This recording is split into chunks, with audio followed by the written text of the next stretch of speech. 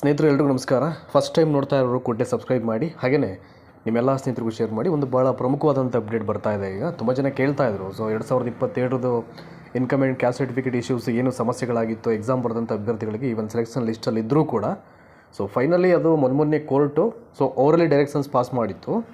ಆದೇಶವನ್ನು ನಾವು ಬಿಡುಗಡೆ ಮಾಡ್ತೀವಿ ಅಂತಕ್ಕಂಥ ಒಂದಷ್ಟು ಸುದ್ದಿಗಳು ಬಂದಿತ್ತು. ಅದು ಕೋರ್ಟು ಡೈರೆಕ್ಷನ್ಸ್ ಪಾಸ್ ಮಾಡಿದ ನಂತರದಲ್ಲಿ ಆ್ಯಂಡ್ ಈಗ ಫೈನಲಿ ರಿಟರ್ನ್ ಡಾಕ್ಯುಮೆಂಟಲ್ಲಿ ಒಂದು ಅಧಿಕೃತವಾದ ಆದೇಶವನ್ನು ಪಾಸ್ ಮಾಡಿ ಯಾರೆಲ್ಲ ಅಭ್ಯರ್ಥಿಗಳು ಸಮಸ್ಯೆಗೆ ತುತ್ತಾಗಿದ್ರು ಆ ಎಲ್ಲ ಅಭ್ಯರ್ಥಿಗಳ ನೇಮಕಾತಿ ಪ್ರಕ್ರಿಯೆಯನ್ನು ವಿತಿನ್ 2-3 ಮಂತ್ಸಲ್ಲಿ ಪೂರ್ಣ ಪ್ರಮಾಣದಲ್ಲಿ ಕಂಪ್ಲೀಟ್ ಮಾಡಿ ಅಂತ ಹೇಳಿದೆ. ಈಗ ಸೊ ನೋಡೋಣ ಏನಿದೆ ಅಂತ ಅಂದ್ಬಿಟ್ಟು ಇದಕ್ಕೆ ಸಂಬಂಧಪಟ್ಟ ಹಾಗೆ.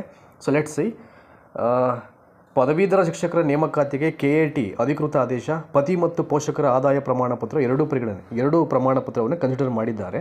ಇದ್ರ ಬಗ್ಗೆ ನಿಮಗೆ ಮುಂಚೆ ಹೇಳಿದೆ, ಯಾಕೆಂದರೆ ಅಫಿಷಿಯಲ್ ನೋಟಿಫಿಕೇಷನ್ ಮಾಡಿದಾಗ ಮ್ಯಾರಿಡ್ ವುಮೆನ್ ಅಪ್ಲಿಕೆಂಟ್ಸ್ ಆಗಿ ಅವರು ಅಪ್ಲಿಕೇಶನ್ ಹಾಕಬೇಕಾದ್ರೆ ಅಥವಾ ಮ್ಯಾರಿಡ್ ಅಲ್ಲದೆ ಇರತಕ್ಕಂಥವ್ರು ಅಪ್ಲಿಕೇಶನ್ ಆಗ್ತಂಥ ಸಂದರ್ಭಗಳಲ್ಲಿ ಯಾವ ಒಂದು ಪ್ರಮಾಣ ಪತ್ರವನ್ನು ಪರಿಗಣನೆ ಮಾಡಬೇಕು ಅನ್ನೋದಕ್ಕೆ ಸಂಬಂಧಪಟ್ಟ ಹಾಗೆ ಯಾವುದೇ ರೀತಿಯ ಸ್ಪಷ್ಟವಾದಂಥ ನಿರ್ದೇಶನವನ್ನು ಅಫಿಷಿಯಲ್ ನೋಟಿಫಿಕೇಷನಲ್ಲಿ ಮಾಡದಿರತಕ್ಕಂಥ ಹಿನ್ನೆಲೆಯಲ್ಲಿ ಸ್ಟೇಟ್ ಗೌರ್ಮೆಂಟ್ ಅವರೇ, ಅದರಲ್ಲೂ ಎಜುಕೇಷನ್ ಡಿಪಾರ್ಟ್ಮೆಂಟ್ ಅವರಿಗೆ ಅದಕ್ಕೆ ರೆಸ್ಪಾನ್ಸಿಬಲ್ ಆಗ್ತಾರೆ. ಹಾಗಾಗಿ ಕೋರ್ಟು ಇದನ್ನು ಒಂದು ವಿಶೇಷ ಪ್ರಕರಣ ಅಂತ ಕನ್ಸಿಡರ್ ಮಾಡಿ ಆ ಎರಡೂ ಪ್ರಮಾಣ ಪತ್ರವನ್ನು ಪರಿಗಣನೆ ಮಾಡಿ ಈಗ ಫೈನಲಿ ಒಂದು ಆದೇಶವನ್ನು ಪಾಸ್ ಮಾಡಿದೆ ಅಭ್ಯರ್ಥಿಗಳಿಗೆ ಫೇವರ್ ಆಗಿ. ಆಯಿತಾ, ನೆಕ್ಸ್ಟು, ಕಳೆದ 5 ವರ್ಷಗಳಿಂದ ಕಾನೂನು ಸಂಘರ್ಷದಲ್ಲಿ ಸಿಲುಕಿದ್ದಂಥ ಪದವೀಧರ ಶಿಕ್ಷಕರ ನೇಮಕಾತಿ ಪ್ರಕ್ರಿಯೆಗೆ ಸಂಬಂಧಪಟ್ಟಂತೆ ಕರ್ನಾಟಕ ಆಡಳಿತ ನ್ಯಾಯಮಂಡಳಿ, ಅದನ್ನು KAT ಅಂತ ಹೇಳ್ತಾರೆ, ಮಹತ್ವದ ಆದೇಶವನ್ನು ಹೊರಡಿಸಿದೆ. ಇಡೀ ಅಧಿಕೃತ ಆದೇಶ ಸುಮಾರು 175 ಪುಟಗಳಿದೆ.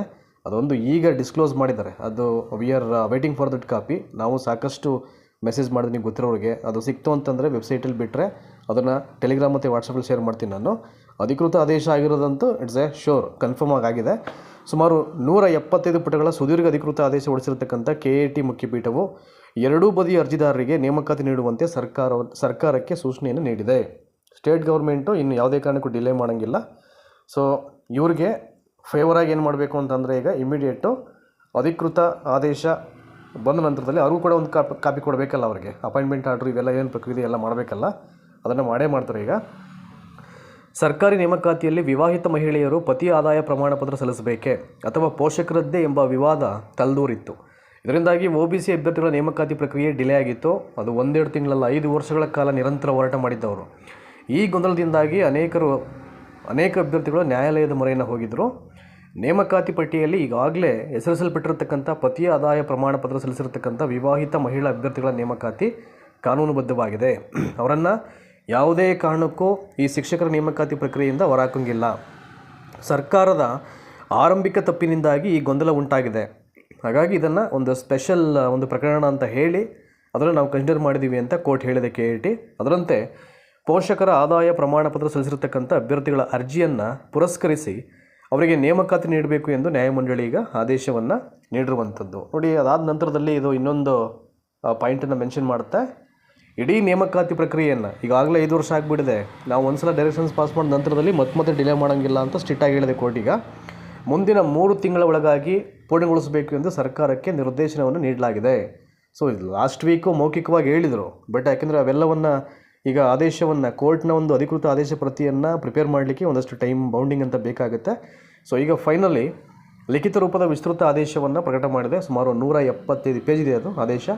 ಈ ಮೂಲಕ ಸಾವಿರಾರು ಶಿಕ್ಷಕ ಆಕಾಂಕ್ಷಿಗಳ ದಶಕದ ಕಾಯುವಿಕೆಗೆ ಮತ್ತು ಕಾನೂನು ಹೋರಾಟಕ್ಕೆ ಕೊನೆಗೂ ಜಯ ಸಿಕ್ಕಂತಾಗಿದೆ. ಸೊ ತಾಳ್ಮೆ ಅಂತಕ್ಕಂಥದ್ದು, ಅದಕ್ಕೆ ಎಲ್ಲವೂ ಒಳ್ಳೆಯದಾಗಬೇಕು ಅಂತಂದರೆ ತಾಳ್ಮೆಯಿಂದ ಇರಬೇಕಾಗುತ್ತೆ. ಸೊ ಯಾವುದಕ್ಕೂ ರಿಯಾಕ್ಟ್ ಮಾಡಲಿಕ್ಕಾಗಲ್ಲ ಸಮ್ಟೈಮ್ಸು. ಸೊ ಪೇಷನ್ಸ್ ವಿನ್ ಆಗಿದೆ. ಅವರಿಗೆ ಹೋರಾಟದ ಒಂದು ಅಷ್ಟು ದಿನಗಳ ನಿರಂತರವಾದ ಹೋರಾಟಕ್ಕೆ ಸಿಕ್ಕಂಥ ಜಯ ಇದು. ಅವ್ರಿಗೆಲ್ಲ ಒಳ್ಳೆಯದಾಗಲಿ ಪಾಪ.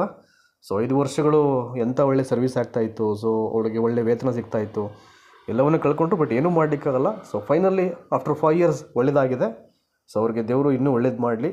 ಸೊ ಮಕ್ಕಳಿಗೆಲ್ಲ ಒಳ್ಳೆ ಸರ್ವಿಸನ್ನು ಕೊಡಲಿ, ಆ ಶಾಲೆಯ ಅಭಿವೃದ್ಧಿಗೆ ಅವ್ರು ಶ್ರಮಿಸಲಿ ಅಂತ ಹೇಳಿ ಸೊ ಈ ವಿಡಿಯೋ ಮುಗಿಸ್ತಾ ಇದ್ದೀನಿ. ನಾನು ಆವಾಗಲೇ ಹೇಳಿದಾಗೆ ಆರಂಭದಲ್ಲಿ ಅದೊಂದು ಕಾಪಿ ಬಂತು ಅಂತಂದರೆ PDF ಇದೆ, ಅದು 170 ಪೇಜಸ್ಸು. ಅದನ್ನು ಎಲ್ಲ ಕಡೆ ಶೇರ್ ಮಾಡ್ತೀನಿ.